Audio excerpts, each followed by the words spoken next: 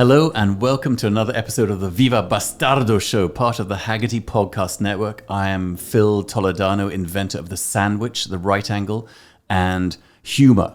Today we have special guest Rami. I can't remember his last name, but he's kind of a friend of mine. He runs Inbound Motorsports, which is a company that finds and procures cars from all over the world and brings them over to the States. He's done that for 3 of my cars, the Shamal, the Pajero Evolution, and the Delta. It's just a really interesting conversation about what cars are hot, how the process works, how he kind of got into the business. And then we also talk about my parents' Volvo 345, which is a super sizzling car. Get them before they go crazy. This podcast is also brought to you by Vital Oxide. I am now gesturing to the bottle gloriously and seductively if you're watching on YouTube. It's a very powerful, heavy-duty odor eliminator. It doesn't just eliminate the odors, it destroys them entirely. It's a surface disinfectant. It kills viruses like COVID-19. It eliminates mold and mildew for up to 4 weeks. And there's no fragrance added, which is always fantastic because I don't like that fake piney smell. So Vital Oxide. Check it out, listeners.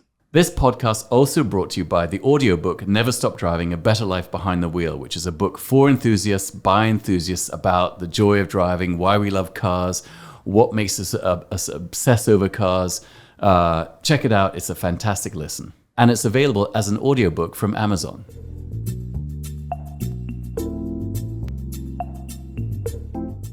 All right, so I would just want to welcome Rami. Man, I totally forgot your last name. I forgot how to say it. Fetyani, who we've known each other for a few years. You started and run the massive conglomerate called Inbound Motorsports. Yep. And we've done, and I know it's a bit unkosher because you have you running ads here, but this is a totally separate thing because we've known each other for a long time, and I just really love what you do. And you've also brought 3 cars in for me. Yes. I've had the most amazing vehicular luck with you, man. I mean, let's just run down. Well, the first car, you just helped me bring it over, which was the Lancia Delta. That's how we met. Yeah. Then the second car was the Maserati Shamal. Now, how did that work? I think you presented me with a bad idea, and I am very good at pursuing bad ideas whenever I'm presented with one. So if somebody comes to me with, any sort of just... So wait, what was the bad idea? The Maserati Shamal? The Shamal in general was the bad idea. Wait, how was that a bad idea? I will say that it was definitely out of left field. But then when it got here, I had a completely different perspective on it once it got here, and you could actually see the thing in person because it looks a hell of a lot better in person than it does. That's my specialty. It doesn't photograph well. Yeah. Well, but it looks phenomenal in person. There are quite a few cars that I've bought, like the Alfa SZ, the Tommaso Guerra, the Maserati Shamal, all of which, like you say, they sort of present themselves weirdly in pictures. But then when you see them, it's a whole other experience. Yeah. And it's kind of fascinating because there are angles for those cars that look good, but there are angles for those cars that look terrible and make it disastrous. It's just tough to capture it right. But it looks stunning in person, and it drives... It's so good. Yeah, it's so good. It is. It's like a muscle car. That's what it feels like. Or at least when I drove it, I think parts weren't fully operational. I don't think the car was completely put together when I drove it. I think the rear end was loose, but it was. The rear shocks were dead. That's what it was. That's what was happening. Yeah. So I can't remember how that car happened because I feel like it was a bit of a spontaneous decision, and then I said it to you, almost like, I'll just ask Rami, and it's never going to happen. You sent it to me, and I think we bought it the same day. It was like 3 hours later. Right. You know what? That's right. Because someone had forwarded me something on Instagram, and I forwarded it to you and said, "Can you make this happen?" And because you're the can-do geezer, and that's it. That's all it takes. That's literally all it takes. And it was like a screaming deal. Yeah, it was a good buy. Yeah, and I think. I think the 3 cars that you bought were all very good deals, or at least very good purchases at the time. Hang on. Sorry, I should just explain to people what Inbound Motorsports is. Do you want to explain? Why don't you explain? You try and explain what it is, and then I'll correct you.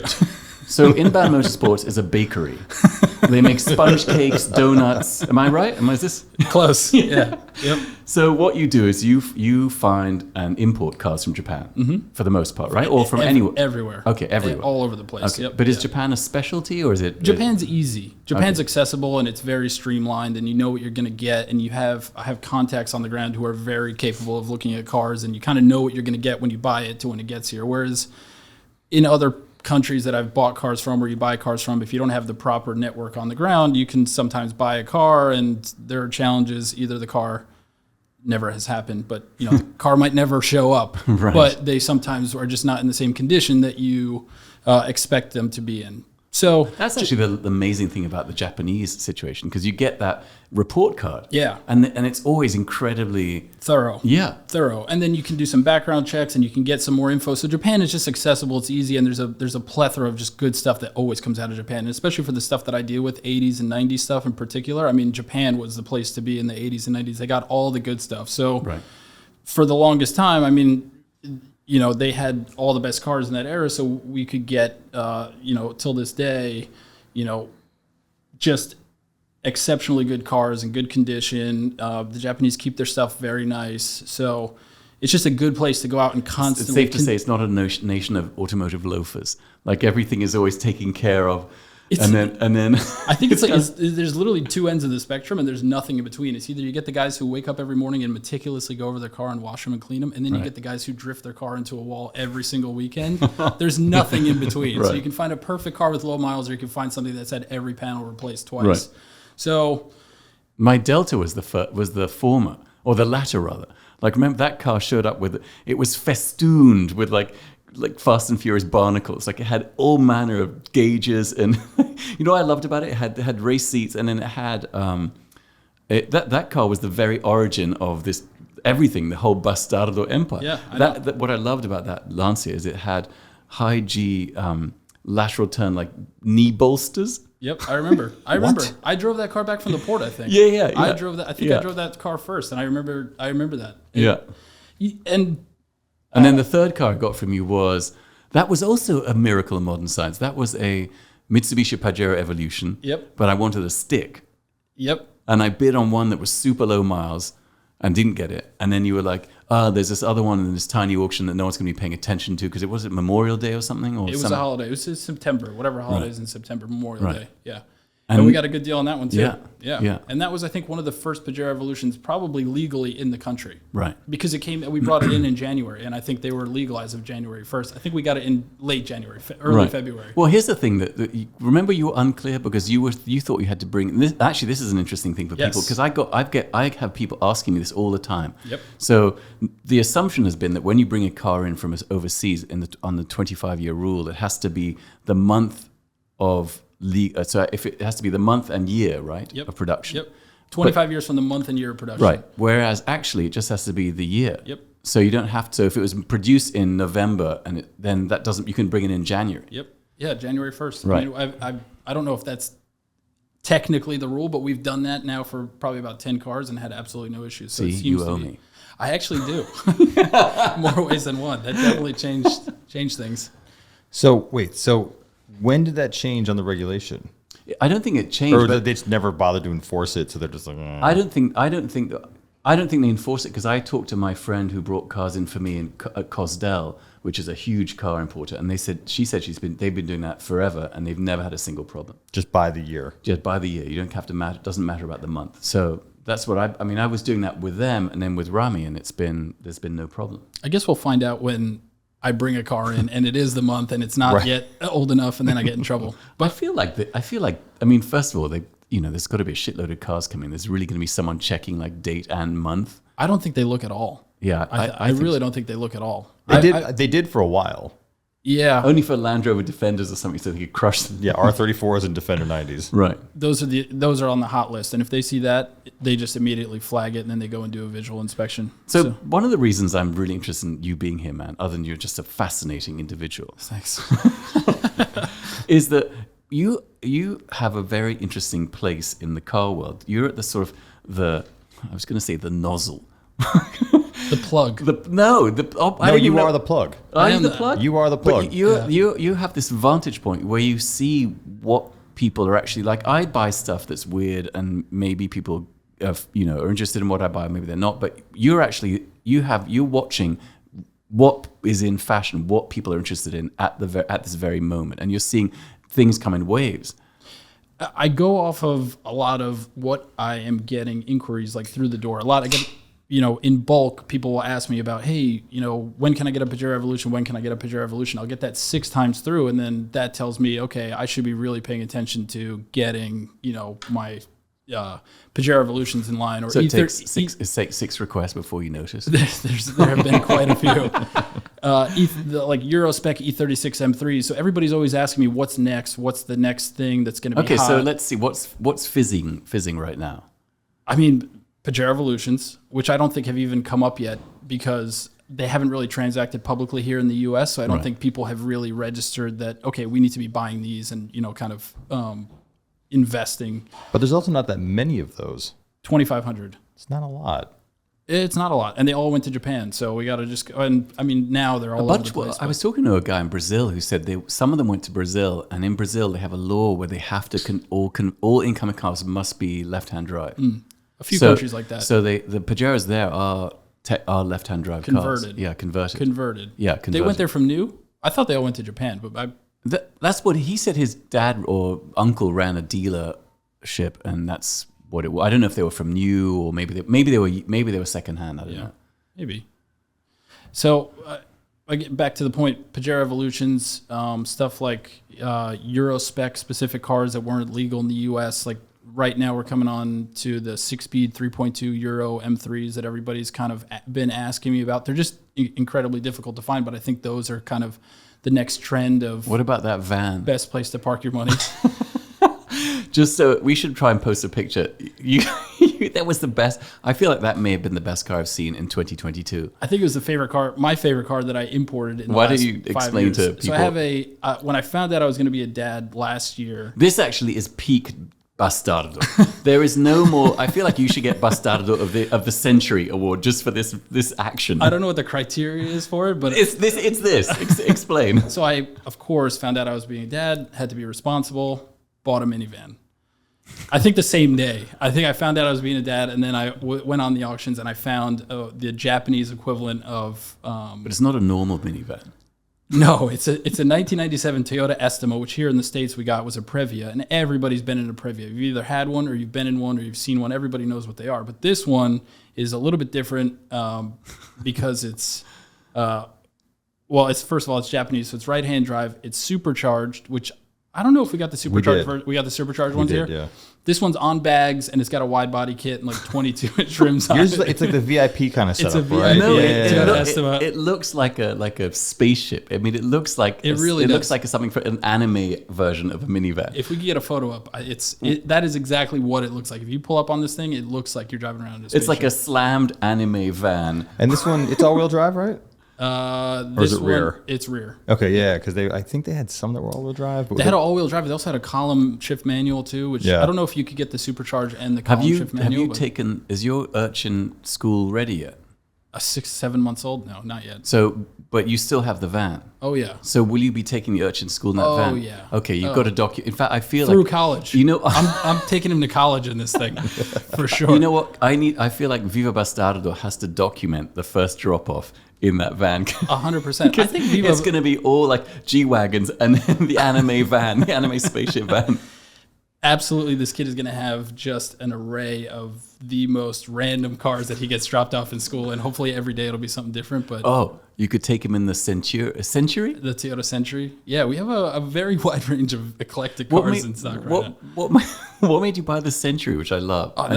Explain to people what a Toyota Century is. So the Toyota Century it still is, I think, the car that the most high end, the upper echelon of Japan gets chauffeured around in. I think they were built at the time specifically for individual customers. The Emperor of Japan exclusively rides around in a Toyota Century till this day. I mean, the newer one. Yeah. But it's a very over-engineered, basically the S-Class of Japan. I think even probably more engineered than an S-Class at the time. But it's a Toyota. So it's this Japanese, I think, Japan-only market car that doesn't look like a Toyota, isn't branded as a Toyota. It's got special livery. It has strangely. Do you know? Are you familiar with the ZIL? No. The ZIL was the Russian version of the Century. Like, it was only made for high-level This is during the communist era. Yeah. High-level Soviet bureaucrats and politicians, right? But it's like that. But because it has this slightly archaic styling, like it feels almost like it's from the 60s or 70s. I think they started building these, or the design was first introduced in like 78 or 79. Right. It feels old when you look at it. And they built it all the way through 95 with the V8, and then they moved till actually this year, 25 years ago, so 97, they moved to the V12. So now we're finally getting the V12s, which is kind of what everybody wants. But this one in particular that I found was, first of all, it's a long wheelbase, which is very rare, in silver, which is very rare. I've not seen a long wheelbase car in silver ever, with leather interior, which... Are they always black?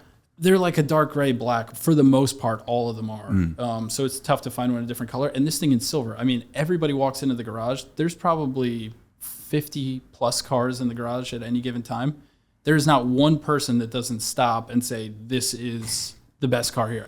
It absolutely just draws a crowd. I feel like once Viva Bastardo takes off, that should be the company car. I should be chauffeured to the podcast in the Century. You need a company car. You do need a company car. I thought the company car was like the Shamal or something.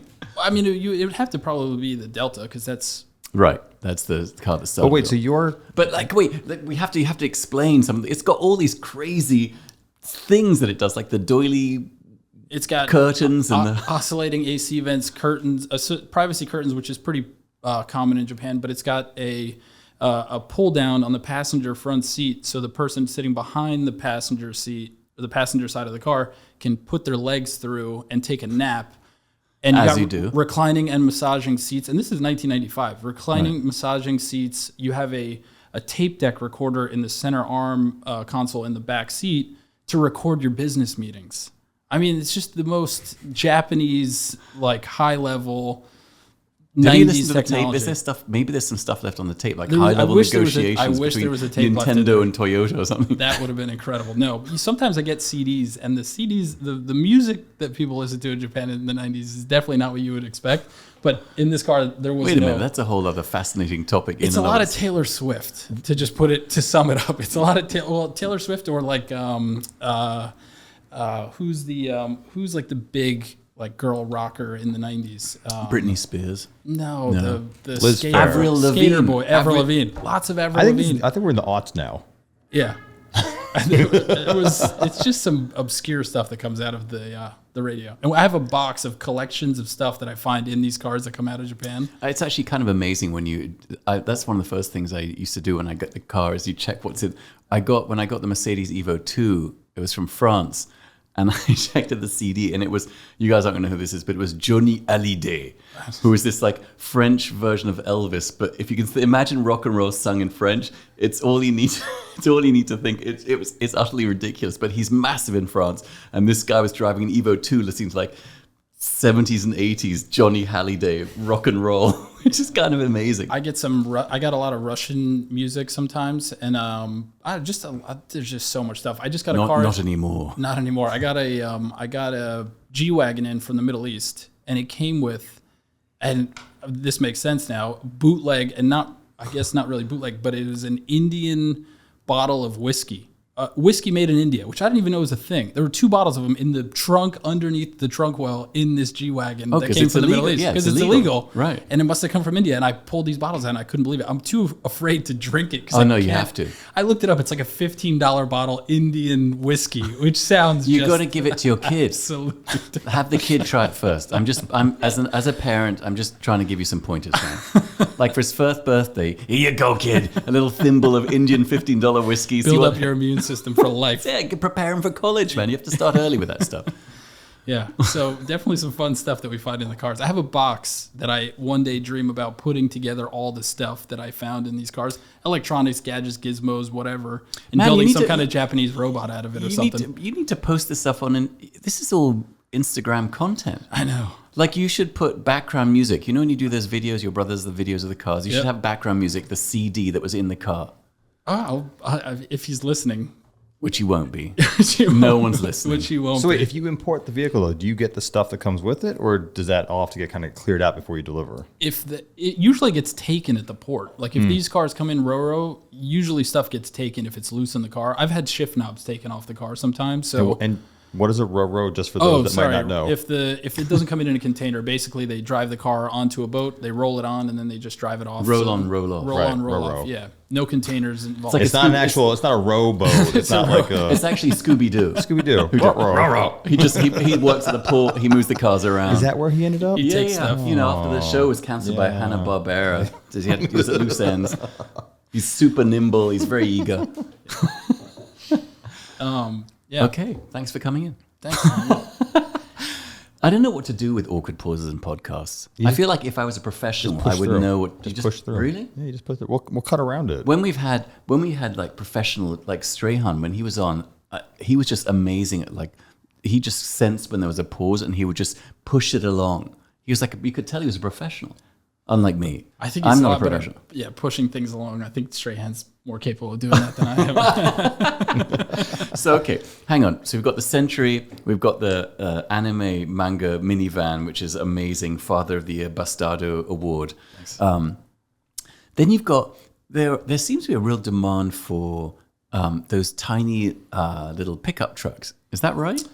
People love them. I mean, there's a demand for a whole lot of stuff. What do they use them for? Because you could fit like 2 cartons of eggs in the back. What, like the K car size like pickup trucks? Yeah. I see a ton of them here in Brooklyn. Yeah. Like Every time I go to the port, there's like 30 of them that That's just get right. off the boat that everybody's kind of done. And I tend to stay away from buying stuff like that, but every once in a while there's one that just kind of captures my attention and I just have to have it. So, and that's a lot of the like stuff the that I'm... slammed manga minivan. Exactly. You had to have it. No, exactly. I think, yeah, that was not a bad decision. So let's go back, man. So you started, how long's Inbound been going? Probably 2016 at this point. I was doing it. I had a full-time job. I was doing tax accounting in Midtown, and I just Oh my God. yeah, That's like in the very inner circle of hell. I was in it. That's right after eating live rats, then there's tax accounting. Right. And by the way, in Midtown. In Midtown. Yeah. So what was it, like hula hands for lunch, or, you know, Senor Frogs for a Red couple of- Lobster was downstairs. Oh my So it God. was- Ooh, Cheddar Bay biscuits. Yeah, I know.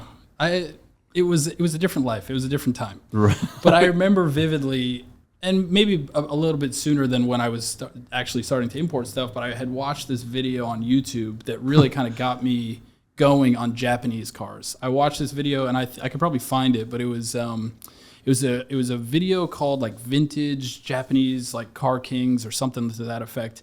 And it was all of these like 70s Skylines, stuff that I'd never seen before in my life. 71 Hakosuka, which I bought and own, the Ken Marys, and then, you know, sort of like the 70s era of Japanese car culture. And I remember watching this video and thinking to myself, wow, these things are special, like to a degree that I've not ever seen before. I've never seen anything like them on the road, especially not here in the States.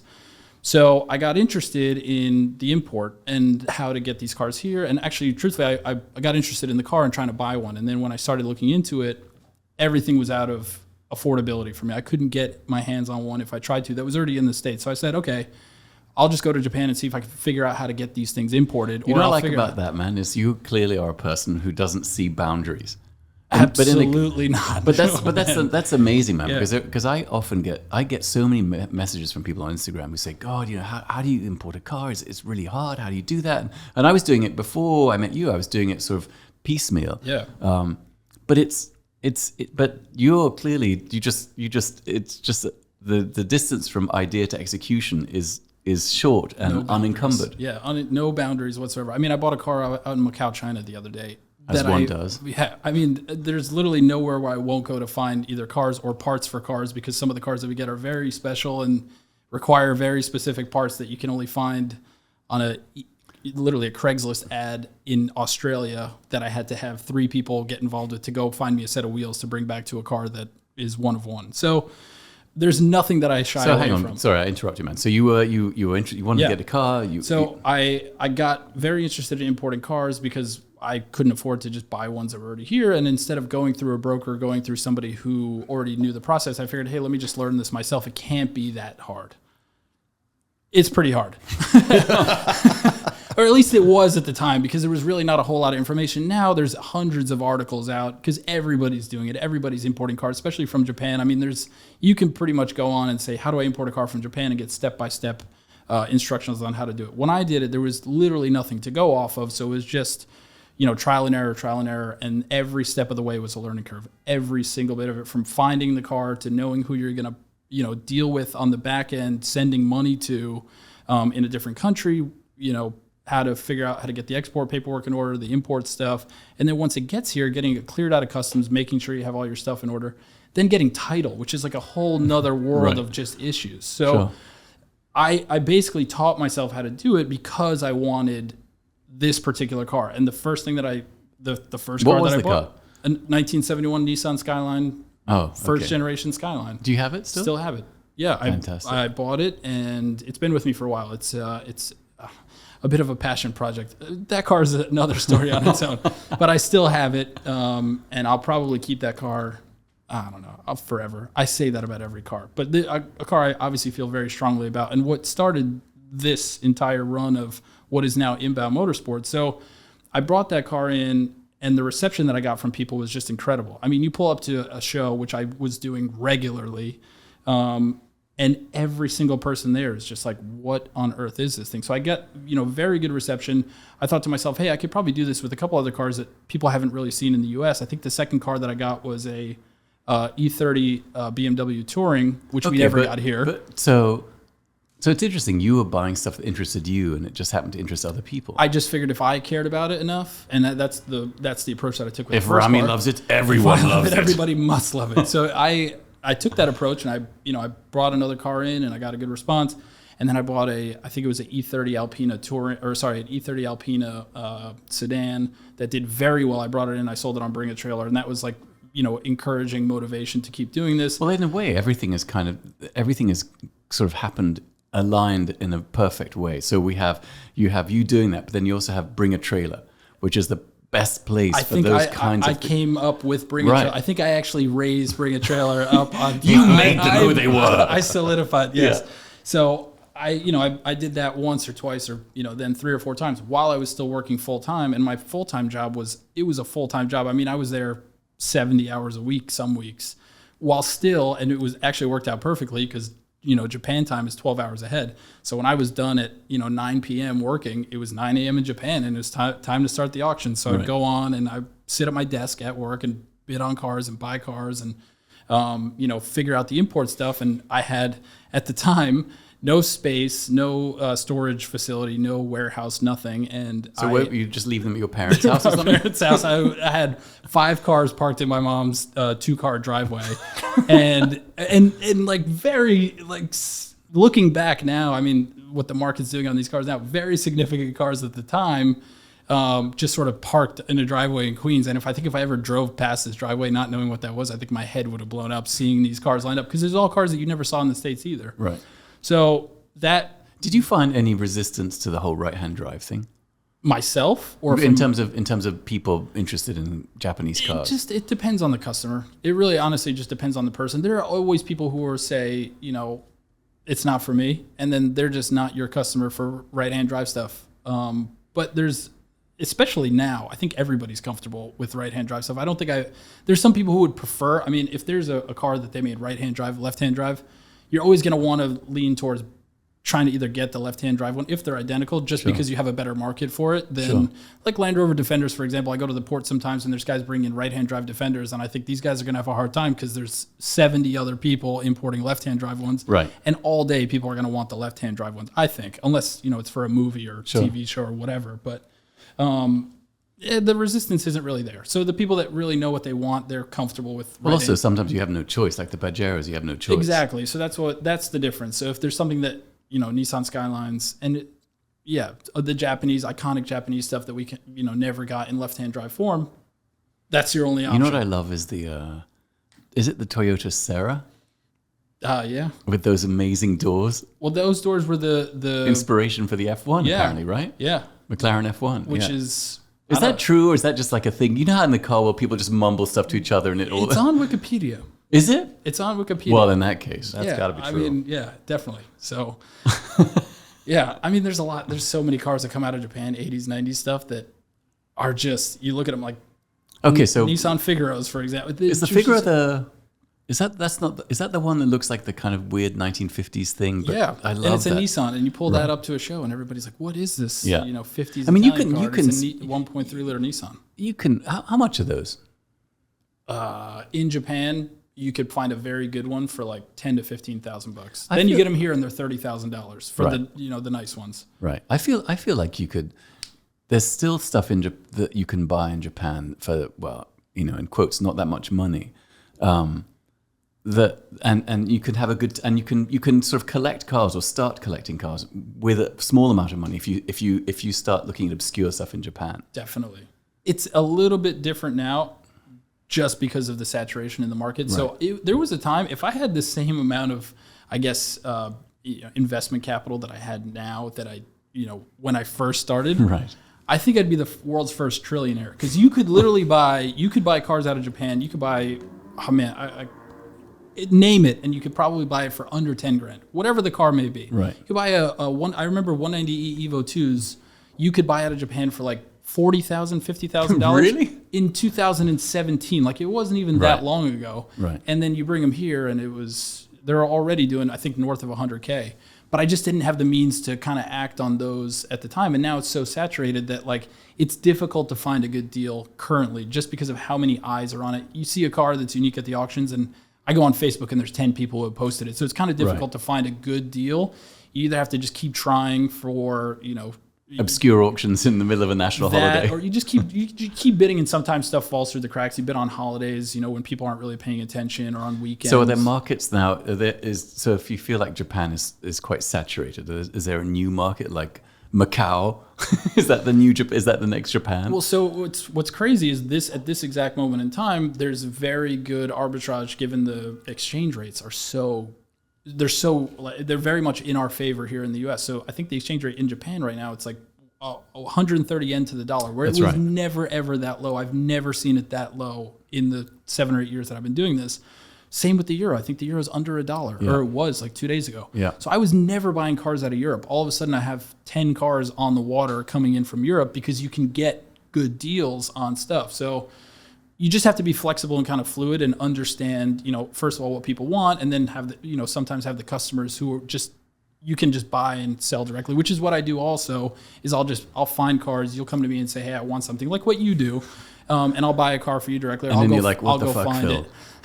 Why would you want to buy that? But fine, I'll find it for you. Yeah. So, so it just depends, and you have to kind of understand, what the market is doing, whether or not you're going to bring it in. And but you do like a cocktail of two things. You sort of you listen to what the market wants, but you also seem to anticipate things too a little bit. Is that safe to say? Yeah, I think a lot of cars. What are some of the things that you've bought that just on you because you thought it's interesting, not knowing how the market would react, and been terribly wrong? Terribly right. You know what about one of each?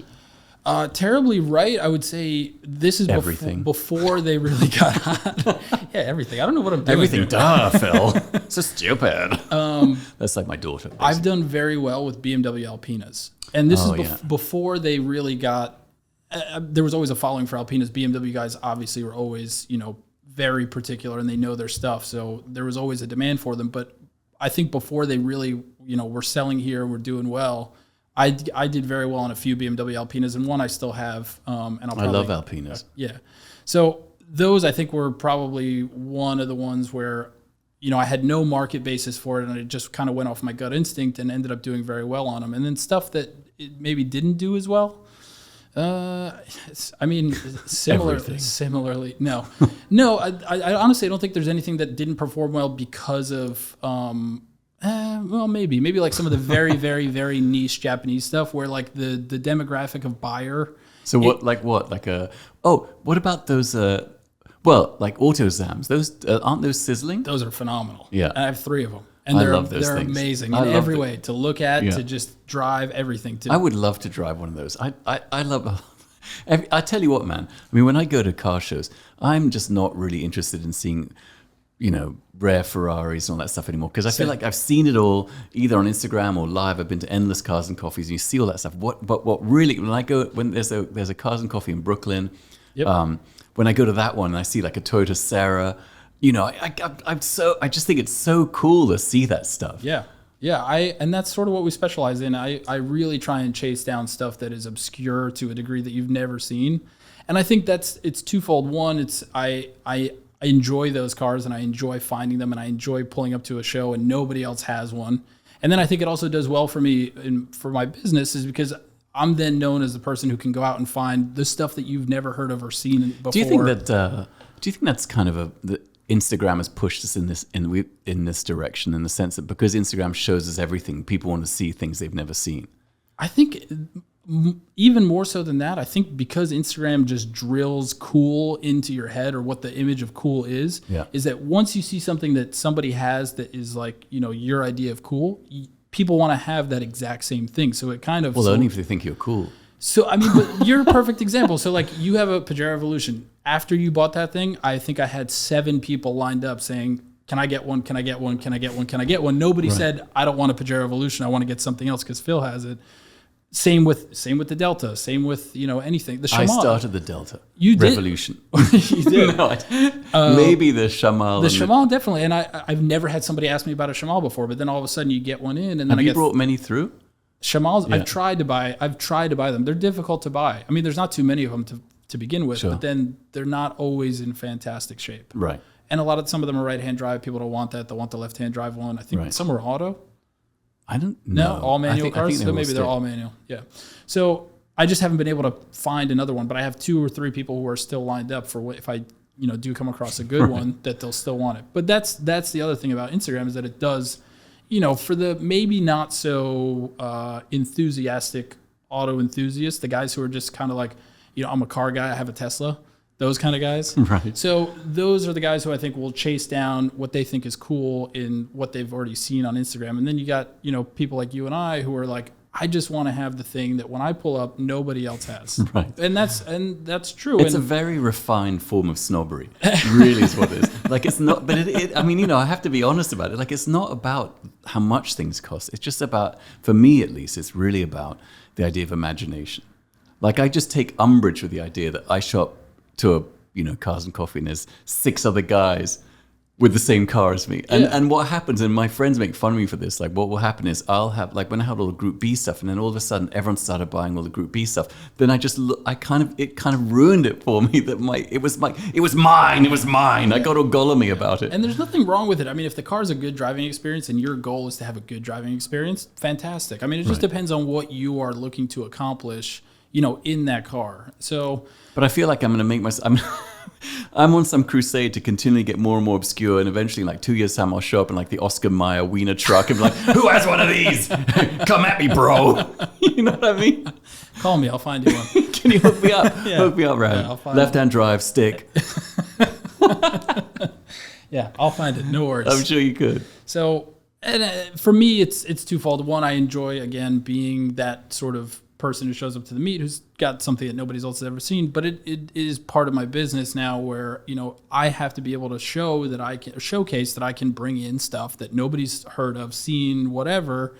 And that's quite a lot of pressure, really, if you think about how all-seeing the panopticon of Instagram is. Like it just it's so rare that you post that and people go, holy shit, I've never seen that before. And it doesn't necessarily have to be a completely one-off individual car, but you have to be able to surprise people. You have to be able to say, hey, like you have to be memorable so that, when they go to think about, hey, I really want to buy this car, who's that person that, that I saw at that meet, and then they can remember, and then they'll get in contact with you. And then, that's how I get a lot of my business, which is, it's great. And it's fun. And I get to meet a lot of interesting people who want to chase down stuff in the middle of nowhere, in the middle of the night. I had somebody call me the other day and wanted me to buy him a Hindustan Ambassador. Oh, those are cool. I mean, yeah. I love those. But now I have to go figure out how to buy a car out of India and how to ship a car out of India and how do I deal with, sending money to some geezer in India. Some Indian prince. Maybe I'll wait for an email to come in and then I'll respond to the email and say, yeah, this is the person. He found me. So, you know what? Has there been any? I feel like I'm really interested in Volvo. Oh man, I mean, first of all, those crazy wagons from the mid '90s, which I love, but also, you know what I love? I think it's the 762 Bertone. Oh yeah, I saw one at Radwood the other day. The coupe. Yeah, the coupe with the chopped roof. Yeah, unbelievable. Is it the black one? There's a guy who I think in Brooklyn. Yeah, I think he's Ukrainian or Polish or something. He has one. He's totally like pimped it out. It's kind of amazing. Like it's sort of slammed. Is it turbocharged? I think I've seen this one floating around. It's black. It is. Yeah. And like it's interesting. It's a cool design. It's the original design. Yes, I love the original design. Example is a little because the original design had a vinyl roof. I think they had the Landau roof. I think it had a Landau. I love that. Yeah. I know the one that floats around Brooklyn. I don't know if this was the same one that I saw down in Philly. Okay. It might have been, but very cool cars. I mean, yeah. Again, it just depends on what you're trying to accomplish. I don't know how they are as drivers. I don't think I've ever been in. Very nimble. Have I ever been in a Volvo? Maybe one of the newer ones. Definitely not. My parents had a 90s. Volvo. My parents were amazing. They single-handedly, like if you had hired someone, paid them a huge amount of money to pick the worst possible cars over the course of 20 years, that would have been. Wait, are you about to embark on Volvo slander? No. Well, so we started off with an Austin Maxi. You don't know what that is, but it's that's not a very nice car. It's a crime against society. Then we moved to a Volvo 345, which no one has ever heard of, which is like a hatchback Volvo. It's really ugly. It's got a hunchback. It's actually a hunchback Volvo. What year? What year is that? The thing? Volvo 345 was with these really comfy, like blue, like cloth seats. I remember that. I think I threw up once in the back, and it was really hard to get the vomit out of this. Or to distinguish what was the vomit and what was the seat. Yeah, that's right. That's right. You had the black light for that. And then that was 80s. That was early 80s. Are you Googling Volvo 345? I am, because it sort of looks. I don't think it got there. There it is. Yeah, no one got it in the. Oh, this thing's. Oh god, that's my fucking. Look at that. That's gross. Oh, yeah. That's gross. We'll do an insert. It's but not even like a real. It's not even like the brick Volvo, which is so cool. It looks like what was like that Chrysler, like the Omni. It was like an Omni GLH, sort of like it's got that kind of. The Omni Shambles. It's just a shitty looking car. There it is. All. Thanks a lot, man. I know. Really helpful. Thanks. Sorry. And then there was a Honda Civic at the end of the run. Wow. That's where I got my amazing taste from. I don't know if that's progression or no. I feel like the Honda Civic was the most palatable of all of them. Like it was generic and inoffensive. Yeah. Where the other two were really. Although now the Austin Maxi is so old, I think it's become loved in England. cool again. Yeah, for some reason. We didn't have a crazy car history growing up. I think my first car that my parents the one that I remember them having was a Mazda MPV, which if I could find another one today in that same exact color and trim, I would probably buy it just to pull up on my parents' house in it and say, I don't know what I would say, but I want to buy one. You should steal like one of your dad's suits and just show up in the MPV wearing his suit and say, son, get in the car. He's like, what's happening? And then I think from there we had like a Mazda Caravan. What was the color for the first? It was like a light blue. I think it's probably, I would imagine probably the catalog color, the launch color. It was the color that you saw everywhere. It was like a light blue. It was PTS. It was a PTS. Yeah. Your dad splurged. It was another $6,000 for the custom color. I'm sure. No, we were definitely not luxurious in the trims in our cars, but yeah, Mazda MPV, then a Dodge Caravan. I think we had a GMC Yukon. Then my dad got a Nissan Patrol, which I thought was pretty cool. I always thought those were awesome. We never got those here. Right. And actually now have two that I bought in stock. I think maybe a little bit of nostalgia, but he had the newer generation. So you should really look at Volvo 345s, man. I feel like that could be a thing. I'm going to go, when I go home at night, I'm going to Google Volvo 345s. You're going to corner that, get the GL. Yeah. It's a screamer. I remember about driving around with my parents, I have this definitive memory as a kid. When my mum was driving around London, she would always drive around in like second gear. Wow. She wouldn't really change out of second gear. My dad would tap the gear knob and go, darling, please. He would just tap the gear knob, like enraged. And my mum would go, what? Because I don't know if she knew there were more gears or she just liked second. Maybe were there more gears? Yeah. In the 345? There's more than 2 gears? Yeah, there were like 4. Wow. Okay. Maybe she liked the acceleration. She would drift it. Oh. Well, she's keeping it in the power band. And then he's upset that she's burning fuel. She was keeping the turbo on boost. That's what was happening. Cooled. Yeah, you're right. She's smart. You're right. That's what was happening. I didn't know. I'm an idiot. Again. So wait, have you actually requested an 850R search yet? Yeah, I asked you a while ago. Because they are hard to find right now. Yeah, it was a casual request, but usually the casual request just, it just happens immediately. Like Rami will call me next day and go, oh, as it turns out. Because you want like the in pale Hokkaido. yellow. Right. Yes. In Hokkaido. Of course it's Hokkaido. Yeah. Of course. I've only been able to find one that was somewhat decent that we looked at together, but then I think ultimately decided against. But they're difficult. They're not easy to find. There's the A50R and the A50TR. I think the TR was the last year of them, and I don't know what the difference is, but I think it was 5-speed versus 6-speed, something like that.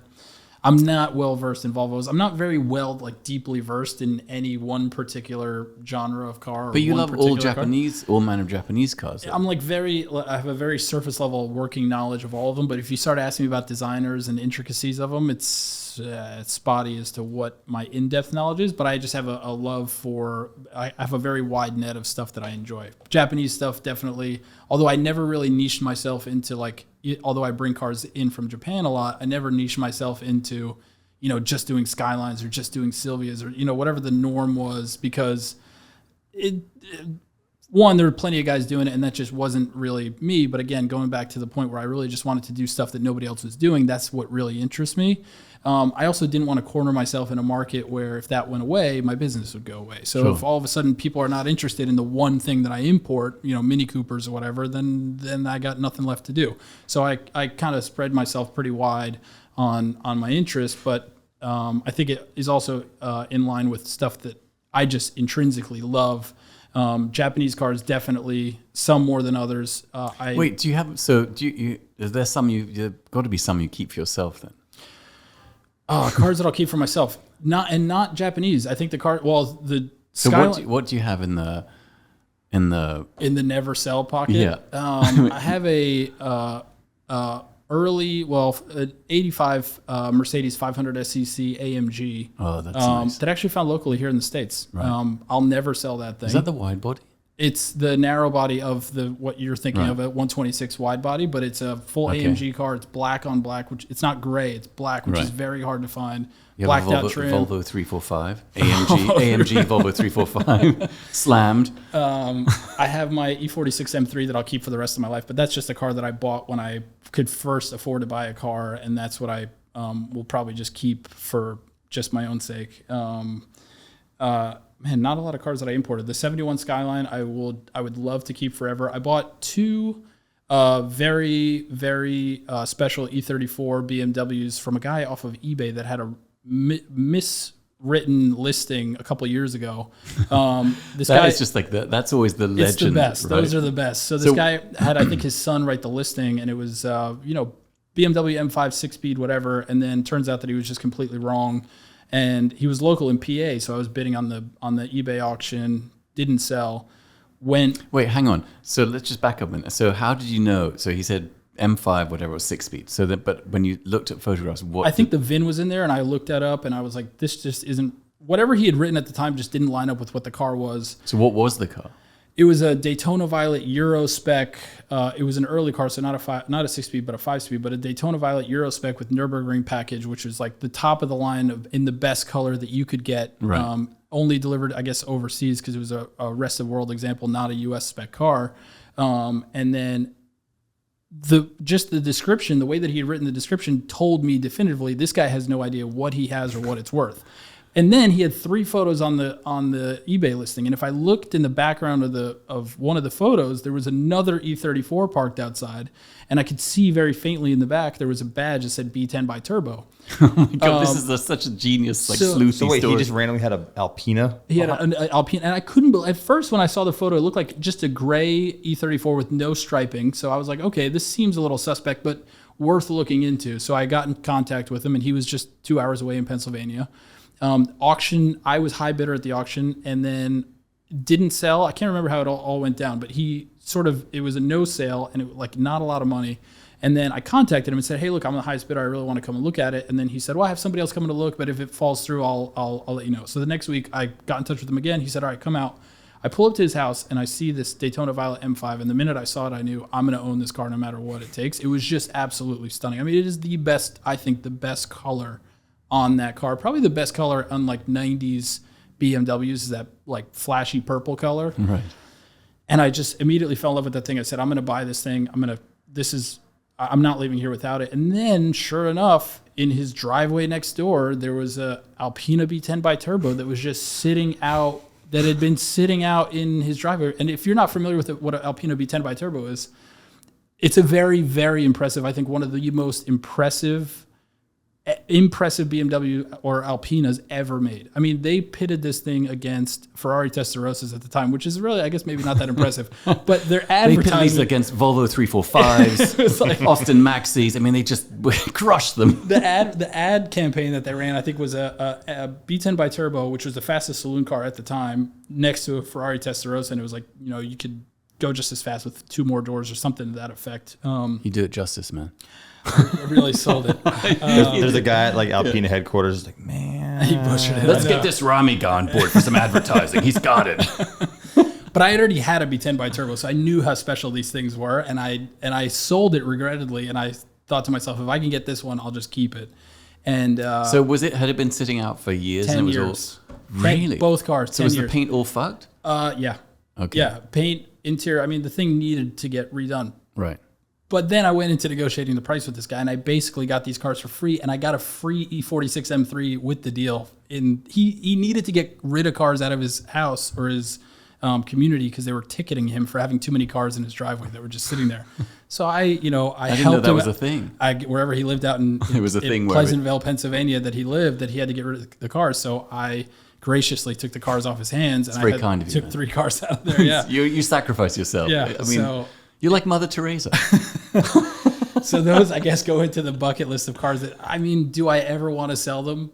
If you ask me which cars I would keep forever, probably those fall in that category, just because I know how special they are, and I just have an affinity towards those. I think those E34s are the most handsome, one of the most handsome designs. You know what I love on a BMW of the 90s BMWs, in fact, is the 840. Gorgeous cars. And I think I've heard the 850 is not such a good car because it's heavier, much more stuff to go wrong. Whereas the 840 is more problematic. A V8, yep. Lighter, less stuff to go wrong. Yeah. But I just think that is one of the most beautiful designs. Every time I see them, they're amazing. Are they expensive now? The CSIs are expensive. The good ones are expensive. The CSIs are expensive. Right. And I think now, I mean, to your point that, they're a little bit easier to maintain, the V8s, or they're less problematic. I don't know if the people who really care about owning these cars, I don't think they care about that anymore. Do you think it's better to have the V8 or the 12? V12s are always better. I mean, there's no comparing. Yeah. Well, I did reference my small penis earlier, so I feel like, here's the thing, if V12. So you should know. It's okay. It's okay if you can't afford the V12 maintenance. It's okay. But that's the thing. It's like you could just get an 840 and just change the badge. Who's going to know? I mean, no one will know. You'll know, and that's very important. You'll know. Or like most anyone that ever sees under the hood. What? I wouldn't know if I looked under the hood.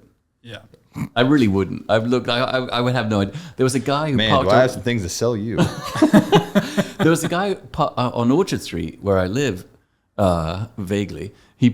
There's a guy who parked a red one, and I came running up to him like a psycho. Yeah. I was like, oh, he was trying to park, and I was like jamming my head through the window, coughing and sneezing, giving all sorts of new variants of COVID. Like, hey, this is 840, I never see it. It was just, he was like, okay, let me just park the car.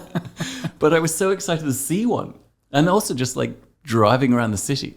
That's the thing about New York, is that it's such a dump and a shithole to drive around it, that when you see people driving anything that's not like a, Armada, or whatever the fuck it's called, the Chevy Leviathan, whatever it is, you just want to kind of hug them and just hold them awkwardly for a long time, maybe a little tear trickling out of your, because just for the kind of the balls to drive something interesting in the city is amazing. And what do they do with it after they're done driving it? That is always, I mean, where do you park it? Gets crushed. Do you go put it in? No, but do you go put it in one of these like, I guess valet attended. No, I park mine in my public parking lot. Yeah, so there's a lot of guys who have that. They'll which is amazing that they actually suffer through car ownership in the city, but then they'll have their own space out, 30 minutes away that they'll have to take a bus and a train to get to just to keep their stuff sane and. Do you drive in this? You live in Jersey, right? I take the bus.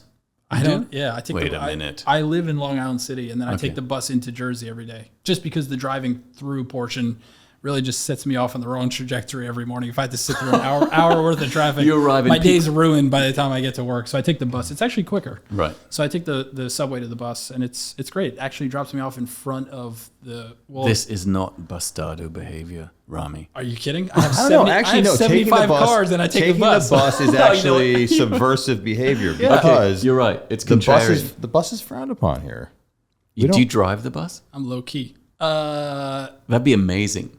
If it's just your own bus. He's actually an MTA driver. I might look into this.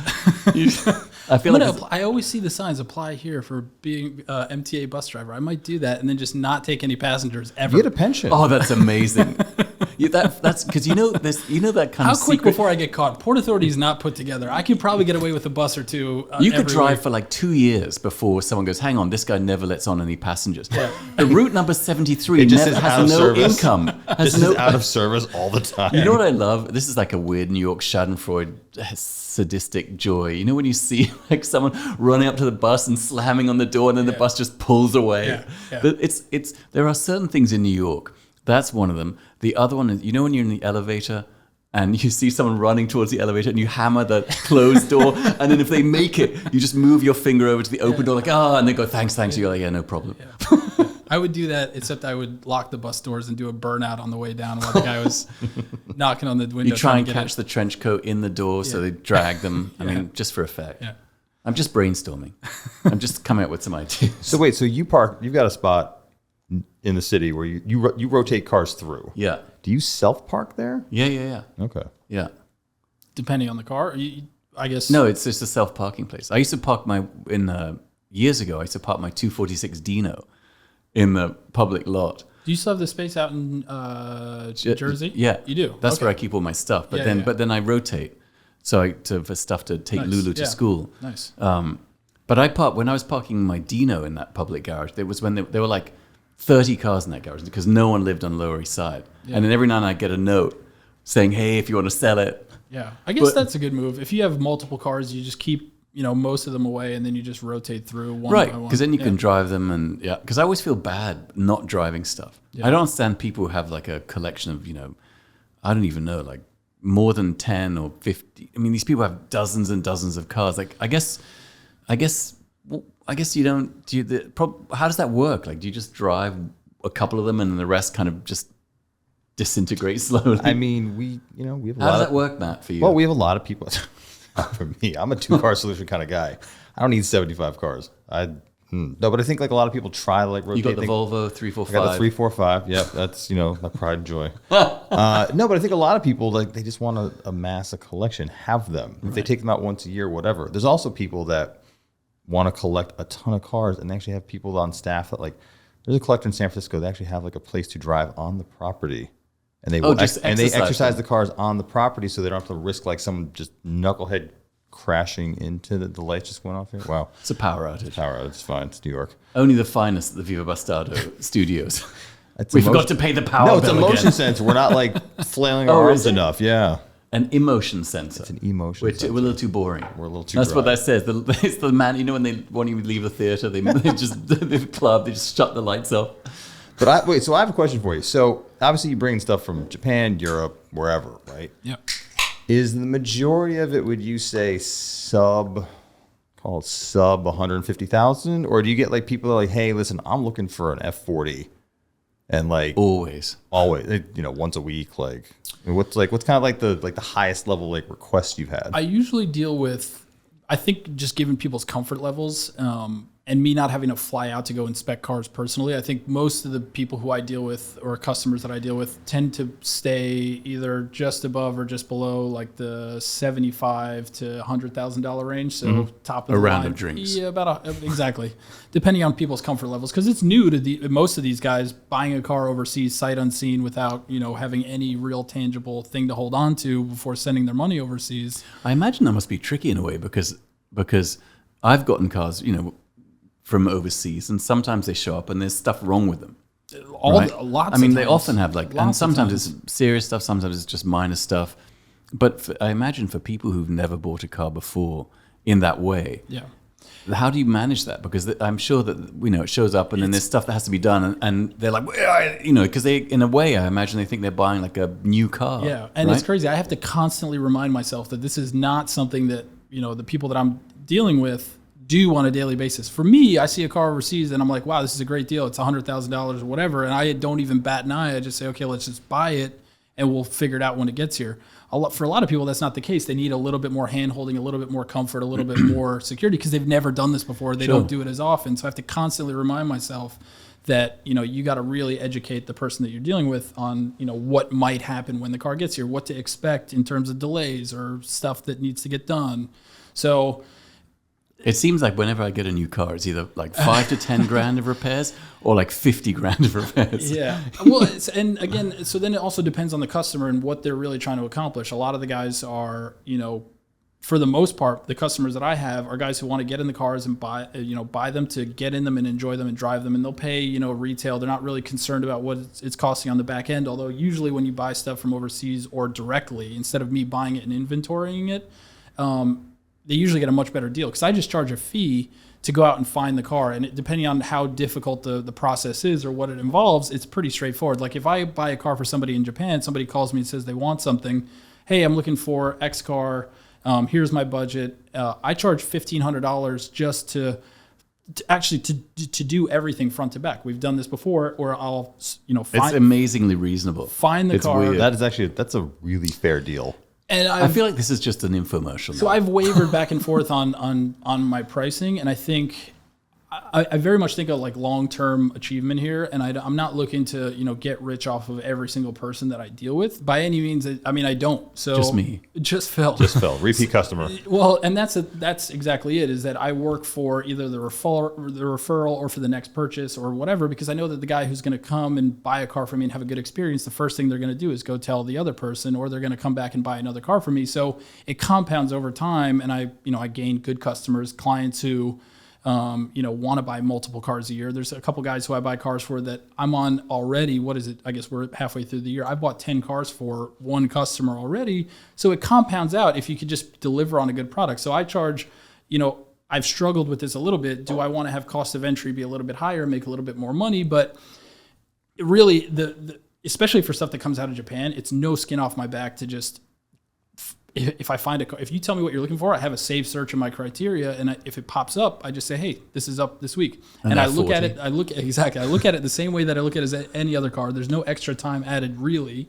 And then the process starts once we decide whether or not we want to buy it. The repeat thing, once someone's been through the process, then they fully understand what it entails. Like they understand, here's the risks, here's what's going to happen. I'm probably going to have to put some money into the car, et cetera, et cetera. So then it's so much easier when it's repeat. And I try. There's a lot of people out there importing tons. I mean, every state has multiple people who will import a car for you. It's not hard to find somebody who will do what I do. But what differentiates what I do at Inbound is that I will take beginning to end, no matter where the car is coming from or what we have to do to find it. I will find the car, handle everything on the back end with the export and the import and getting the paperwork in order to get you the car here, even pick it up at the port or deliver it to you and get you the paperwork and get you, assistance on the back end with title, which a lot of the guys will buy a car for you. And once the car is bought, and they set it up with a ship, they're like, I'm out. Thanks. I got your money. And you'll include the John Tesh Live at Red Rock CD. Ooh, that's a collectible. Yes, plus one final touch of your choice, within reason. That's right. So it's really full service beginning to end, and I think that's what differentiates what we do at Inbound. Just this morning, literally this morning, I was with a customer of mine who I imported a car for from Europe, and then he came to me and said, well, I bought another car from somebody who had imported it, but didn't bother to do any of the title work or the paperwork. They imported the car for him directly, and they just wouldn't touch, they wouldn't deal with him after giving him the paperwork and said, good luck, figure it out on your own. So he came to me to figure out getting all the paperwork in order to get a title so that he can actually register and drive the car. And that is a lot of what people will offer you now. Wait, he wants to drive the car? Well, it does seem like the whole industry is a bit of the Wild West. It's it's made up of a lot of people who think that it's a very easy thing to get into and make a lot of money and just not do a lot of work. Oh, I could just buy a car from overseas, and once I have it set up, it's easy. Then I could just start selling people GTRs and whatever, and I just sit back and rake in the cash. Which is, if you want to make a little bit of money for like a year, great. I mean, that you'll do great. But very quickly, people will realize you're not somebody who I want to do business with. Right. So it's just not really sustainable. It's a lot of work to do, I think, what I do. I mean, I'm at work. I quit my full-time job. We never got to the end of the story, but I was working full-time while also importing cars on a regular basis. I finished my 60-hour-a-week job and then start my other 40-hour-a-week job, or it became that, importing cars. And it got to a point where I was just doing more cars than work, quit my job and started doing this full-time. But that, like, it is a lot of work to get to the level of what we're doing, where it's, full service, fully organized with the, everybody's paperwork. One of the best things about the whole experience for me is going to the port. Those are the best. Because for anyone if you've never done this before, it's not like buying a car in a regular way. So I go and meet you in New Jersey. Yeah. We drive over to the port. Now you have to wear like a fluorescent high vis vest, yep. which you have. Although sometimes I forget, and I have to go. There's like a shack, like a van that will sell you a vest for $10. I think a Viva Bastardo safety vest is in order. I think I would rock one 100%. That's a good product idea. That's a genius. So you put on the high vis vest, and then they let you in. And then you're walking around, and it's so much fun because first of all you see all this stuff that people are bringing, all this these crazy cars. That's another way that I figure out, okay, what are people interested in? What are they trying to bring in? You go to the port and you see 10 things of all. But then you're walking down like row to row, and then all of a sudden you go, holy shit, there's the Shamal, it's over there, and you go running up. And for me, it's often with the stuff I buy, it's the first time I've ever seen it in person. Yeah. Because it goes from like some miserable pictures from the auction site to like, here it is in person. Yeah. And I have to say, so far, I've been lucky. Like so far, as we were saying earlier, like I saw the Shamal in person. I was like, oh man, this looks amazing in person versus the pictures, which it could be amazing, but it also might be a bit weird. Yeah. But there's something really kind of, it's like the best part of being a kid as a grown-up, like that experience of going to the port. Because you also have to wait 3 months to get it, so the anticipation is there, and then when you finally get to see it, and I'm right there with you, for better or worse, for whatever that car looks like, I'm going to bear the brunt of. If the car's not great, you're going to just stare at me and be like. Well, also you shop with your crew, so you have the battery's going to probably be dead. Yeah. They jump the car, check the fluids, all that stuff. Yeah, it's so great. I really love doing that. Yeah, no, it's a fun experience, and it's just part of what we do at Inbound is that I have the ability. I mean, I offer it to customers depending on what their involvement level is. I've bought cars and sold to customers who I've never even met or seen. They just call me on the phone and say, "Hey, I want a car." I sold a car to, I think, somebody who came through you, or at least heard about the import process through you, who wanted a Delta Integrale in Australia.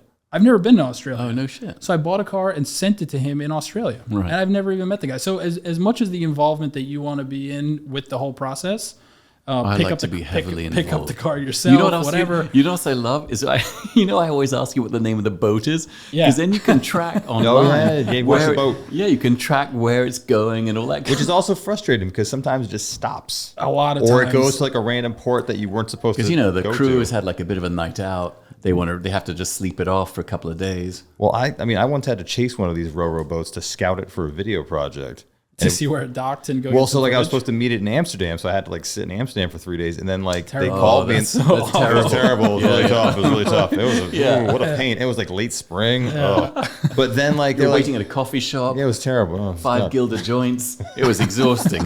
But then it's like then I missed the ship when it came and it left 3 days later. I never showed up. No, but like the thing is like they were like, hey, listen, so it's not going to Amsterdam anymore. Now it's going to Bremerhaven, Germany. Oh, and I was like, well, what the fuck? Like, what have I been sitting here for? Like. It moves on you. Yeah. So that's what boats do. They go from place. I mean, I know if you're aware, man, but they move from place to place. It's crazy. It's a crazy concept. I thought it was like the Intrepid. It just stayed here the whole time. Just moored. The cars just beam in. The other aspect of also like importing cars for people is I have to choose what information I share with my customers, because sometimes I'll tell some customers are much easier than others, and sometimes I will share the information.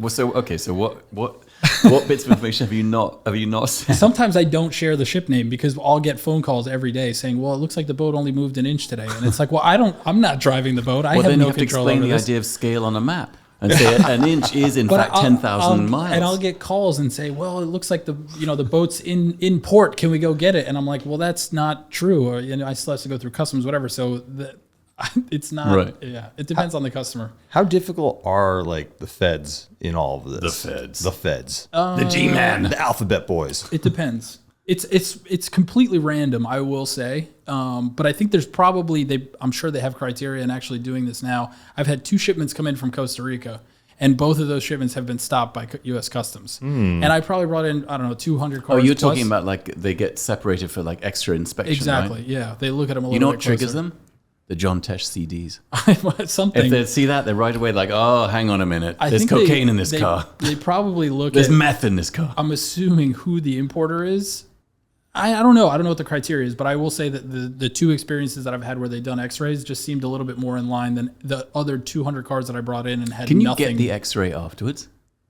Actually, no. I've never asked. You know what? That'd be a really cool thing. That's what I'm saying. Like, is it a video X-ray or photo? Or they take photo? I bet it's photographs. It'd be amazing. No, I mean, there's no way you're getting this. If you knew a guy, if you had a guy on the inside, that would be amazing. Like, as a special bonus, here's an X-ray of your car. Yeah. I mean, full size for the wall. Come on. It would be amazing, especially since you have to pay $900 for it. You might as well get a photo of it. You know what? So they charge you $900 for the X-ray. So they just decide. Yeah. Well, $900 is about average, but usually they'll charge you for the days that they hold it too. So if there's a backlog on the X-ray, it'll take them a week to look at it or 2. They'll charge you every day that they're holding it. And then they'll just send you an invoice on the way out. And but they're the ones that flagged it for X-ray. Yes. I've had.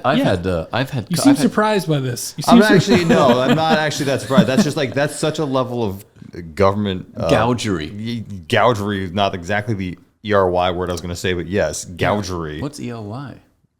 No, I was going to say fuckery. Oh, yeah. Sorry. No, but I've had cars. I've had to pay for cars getting the old coffin turn. I would imagine that you probably had good reason for having your cars looked at closer. What? No. What? Because of my, my past. The incident. Yeah, the incident. That's right, the incident. But that's, you know what? You should totally, I'm sorry, I'm just going back. I'm fixated with the X-ray thing, man. Yeah. You should see. Do you know people there or you don't know? You're not on first name. In customs? You're not like, hey, Gary, can you send me a... Now that you actually put this up on offer, I'm going to make it a point to go make friends with somebody at customs to find... to be able to accomplish that on the back end, because I think that would actually be awesome. It would be amazing. I mean, who wouldn't... Like, that would be incredible. That would be a really cool souvenir. Yeah, it would be amazing. And I want to give me a little taste of that action. Yeah. Yes, Phil. Well, look, and truthfully, it's only happened, I think, 2 or 3 times in all my time importing cars. So it's completely random. But if you befriend someone at customs, then you should offer it to the customer. Say, listen, it's going to be $900, but they will X-ray your car, and then you have this as art. Yeah. But then that could be depressing. Like, what if you see an X-ray and it's just like the steel is all full of holes, and it's like, you see all the rust. Yeah, the rust, like all the tin worm. I can't imagine it's that intricate. I don't know. I have no idea. Literally no frame of reference. Right. But I'll find out. I'm gonna make it a point to find out. You give me a bad idea and I'll run with it. I literally do this for a living. Are you saying that's a bad idea? Well, sorry, an idea. Yeah, bad, good. Yeah, it's an idea that's going to be more of a hassle in the end. But I think a lot of the ideas I have are theoretically good, but then in practice, practically they're shit. I don't even know where to start, but I'll figure it out. There was an artist who did X-rays of stuff, of objects, and they would blow them up. You know what? That's the end of that story. It's the world's worst story. Sometimes. Or did you just not want to plug a competing artist? Well, anyone other than myself is shit. Let's just start with that. Spoken like a true artist. That's right. You know when you're telling a story, like I'll do this. Sometimes I'll be telling Lulu, my daughter's story. And in the middle, she'll just go, losing audience, Dad. It's amazing. We should bring her here for the recordings. We should. Then she could just, that's it. She'll just say, great story, Dad, and then walk away. Yeah. So wait, I want to know, I'm sure the audience would like to know as well, what's currently trending in your world? Car X-rays. Like, it just, help us forecast a little bit. Like, help Phil and I beat the curve by a few weeks. So, it depends. And this is a conversation that I have with every customer before we go out and look for a car. What are you trying to accomplish? You mean trending in terms of showing up to a meet and being the only person that has one? Or trending between... What are you getting the most requests for? What's the top 3 most requested cars right now? E36s. like very like Euro spec E36s with like some sort of special order interior, whatnot. Do they make those in wagons?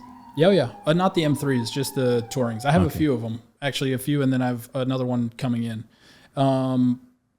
What do I have lots of requests for? Pajero Evolution. I mean, we've gone over this. Pajero Evolution. Do you think is that really spiking? Is that consistent? I'm just trying to find out if I was a genius.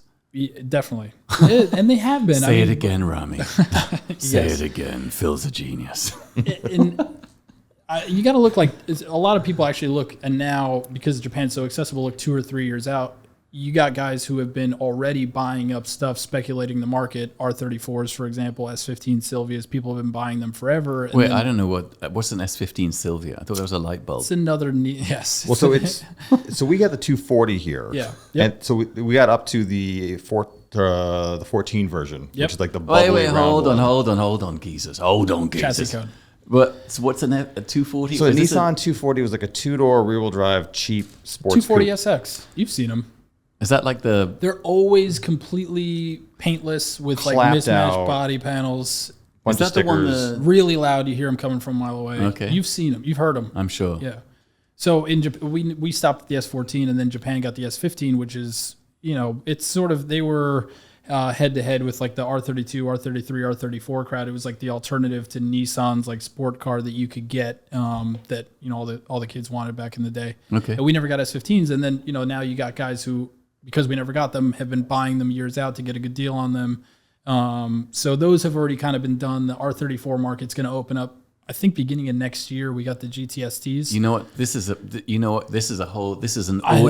a bukkake of acronyms. It's a acronym orgy. I know. It's tough. I swear it makes sense to the audience. No one has any idea what's happening. Look, you know what I think is going to be big? Moto Compo. They've already, you've already missed the boat on Moto Compos. No. Are they really expensive now? They're all like $7,500 bucks. Hang on. Let's just explain for people who don't know. Moto Compo is this tiny foldable motorbike that went in the back of... Was it sold as a package thing or not? It was not. I don't believe that it was sold as a package. You could buy them at the same time, but it was actually, they're very cool. So it's a Honda City is the car that you're talking about. They made a Honda City Cabriolet, a Honda City Turbo, and a Honda City Turbo 2, which is this flared out little Japanese, I don't know what you would call it, like a micro sedan or a micro coupe hatchback. And you could get this Honda Moto Compo that would literally fold up and you could put in the trunk. It was a tiny motorbike. Yeah, and it folded into itself. The handlebars came down. It's the most genius piece of design because it's like it's like a long shoebox shaped chassis and then a little, Well, it's for that last mile of the commute, basically, right? Yeah. Well, it's so if you the last 30 miles on the highway. If you live in a congested area and you had to park far away, you park the car, pull the Moto Compo out, you could ride it home and then put it in your living room and just do the same thing on the way out in the morning. And that was the design behind it, which I think is actually amazing. Put it in your living room. Was that how they sold it? No, I know it's small. Yeah, so you could take it up and put it inside your house and then do the same thing. You put it in your bed. You sleep next to it at night. You could. It's tiny. Actually, you know what you need to find? You need like the suitcase. Oh, those are awesome. Yeah, because they had those around the same time too in Japan. You could were get those the actually suitcase. sold, Wait, or were the those suitcase what? I don't know if they actually sold them, I think they made one or two. Wait. Suitcase what? It's a car in a suitcase. Could you get the suitcase car and the suitcase cell phone? The suitcase cell phone. Yeah, like in the 80s. Briefcase cell phone. Yeah, the briefcase. Yeah, have it all. So you could have like everything in a suitcase. Yeah. I would love to find one of those, but I don't think that those exist. Like, why do you have to be so negative, Rami? I'm so sorry. You're so negative. You're so negative, bro. I'm very positive. If there's a car that they made one of, I'm very positive that I could go find it, but I don't think that these were offered. Where is the Volvo wagon, Mister? I can find this could be you. Oh, it's more of a trike, unfortunately. What I love That's about amazing. that the most is the stickers on the outside. You look like you're kind of just going to the airport. TRD sticker, Advan. What I love is I love his multi-pleat trousers. Those are back right now. Are they? Yeah. Oh my god. Yeah. Those are trending. Those are trending. You're getting a lot of requests for multi-pleat trousers. Yeah. Yep. Yeah. That's that one extra bit that I offer to customers. You throw it. I can get you the car, and I'll throw in some pleated pants. Yeah. All right. Exactly. Yeah. I'm trying to think. Everybody always asks me this question of what do I think is next trending. It just depends on what you mean. You know what? You know what? I'd say. Oh, let me shape this better. Shape it. I'm going to shape it for maximum financial ROI in the next, call it like 3 years. The Tommaso Guerra, I feel.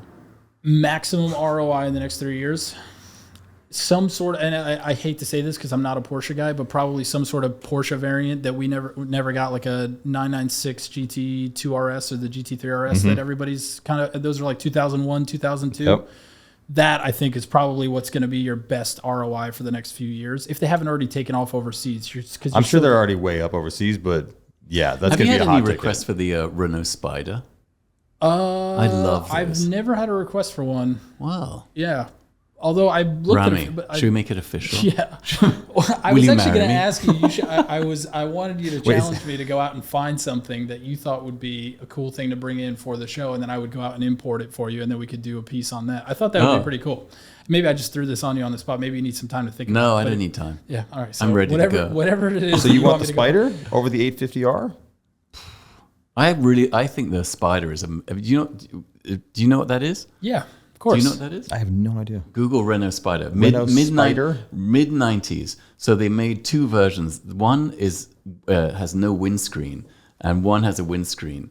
And they're super cool. It looks like a Lotus. Get out. No, hold on, because there was like the track only. The 11, the Lotus 11. Something like that. How cool is that? That's a cool looking car. I mean, it's with the and it has these, and the doors go like butterfly, whatever that is. The doors come off in your hand. I could see you puttering around in this. What, with like a leather flying helmet and goggles? Yes. And a pipe? Good day to you, sir. You couldn't hide yourself. They're roofless. I don't think you could. You couldn't escape the crowds. I don't really like convertibles for some reason. I feel like it's too posy. Like everyone's looking at me. Going, in your pleated pants. I could see you in the Lower East Side. I mean, come on. How is that not super cool? I like the van in the back, actually. If I can find that. The Espas F1? Yeah. You know that has an F1 engine in it? Yeah. Yeah. I mean, if you can get that out of their warehouse. The only thing that ruins that is the bloody roll bar. Safety third. I would take the roll bar out and maybe redesign it. I mean, I'd go for a Volvo. First thing you do is put an exhaust on it because that's what you tend to do. That's my signature move. Yeah. Yeah. Well, because what's the point in, so much of driving is just how it sounds. Like when I drive the M1 or some of the other stuff, like, the Shamal is straight pipe now, and the way that thing sounds. I haven't heard it since. I gotta hear it. Man, it's just so good because it's full Rice Krispies. Yeah. Snack crackle. Do you ever like rip the factory exhaust off and put like a straight pipe and then just drones on the highway and you're like, fuck. Like, don't you do that all the time? Yeah. Yeah. That's no, they don't. They're not so drony. Although I coughed up for an expensive exhaust Fujitsubu. Oh, nice. For the Pajero, and it didn't really make that much difference. But then I met a guy in Brooklyn who says he can help me out with the sound because it's got some massive mufflers on it. Yeah. Did you pipe the Jag? No, the Jag already came with some crazy custom. It might be, who does those crazy exhausts? There's that place out in Long Island. Petrolworks or no? It's a manufacturer. Oh. Anyway, it came with. Maybe I made that up. It's Billy Joel. Billy Joel's out there doing custom exhausts. Yeah, Billy Joel put the exhaust on, and let me tell you, that exhaust. Well, that's the thing that sold me on the car because when I went to see the 220, it was in a garage. And the guy, of course, everything always sounds better indoors. But he started it up, and I had a small incident. Had to change the trousers, and then was like, I have to have this car because it sounds so good. Yeah. I mean, normally the 220s kind of sound like a bag of hammers, but this thing sounds so good. It's really loud.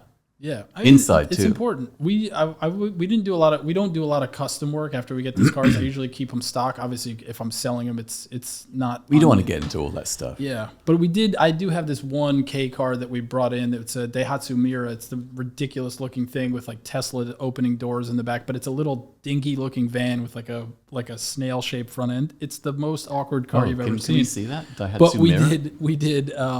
we did a custom exhaust on this thing. And I did, TE37s with racing slick tires. I don't know what T is. Is that a wheel? Wheels, yeah. So it's this dinky little. Look up. It's a Machita, Michita. Wait, hold on. Is this the? No, it can't be that. Daihatsu Mira? Yeah, this is a Mira. Is that it? The walk-through van. I mean, this says this is a Mira. That's it? No, not that. No. No, okay. Matt.